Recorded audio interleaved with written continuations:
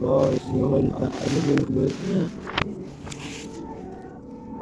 ôi ông đừng đến đây để các người đúng sẽ được very anh nó đi mình đi số tao sẽ về nên hỏi là cái nào này rồi này rồi ai lúc ông tâm rồi tới sẽ đến nào cái lúc nên ở đây luôn nó sẽ được business đi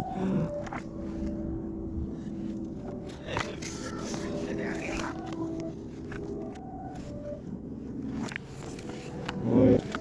để mình tạo nên từ mới cái đuôi đi à rồi đó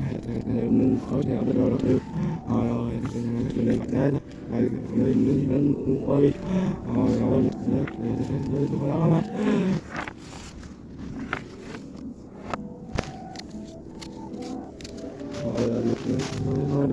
nó cái video của mình nó không được thôi chịu mẹ ạ nó không thấy nó hay rồi rồi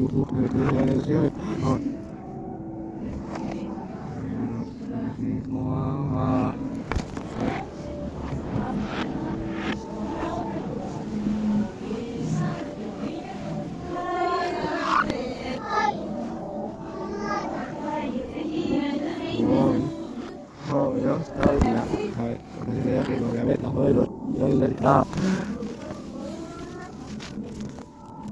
thôi đừng để cho cái đồ mình nó sẽ đâu thôi đâu rồi đồ shit mình sẽ ra cái này nó nữa cái đó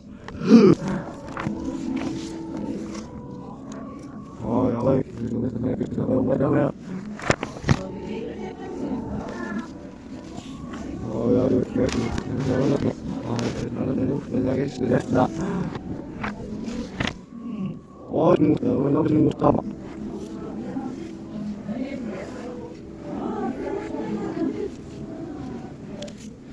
thôi ơi nó lên bên nó sẽ film to nó sẽ nó video rồi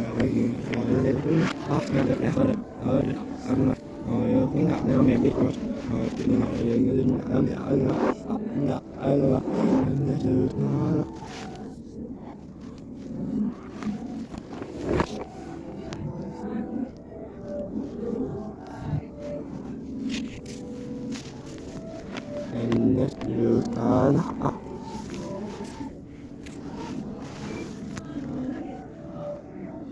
rồi ok mà nói gì biết nữa người hay điện dùng nó dùng nó biết là đây là hoặc là doanh nghiệp mà tôi đã tới đúng thôi được rồi được theo cái tập luyện của ngay cả thôi là đủ tính là thôi biết đâu cái gì thôi là nó tập rồi ok rồi đó là cái điều mà đuổi rồi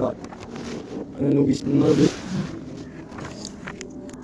rồi sẽ phải biết đúng nên đi được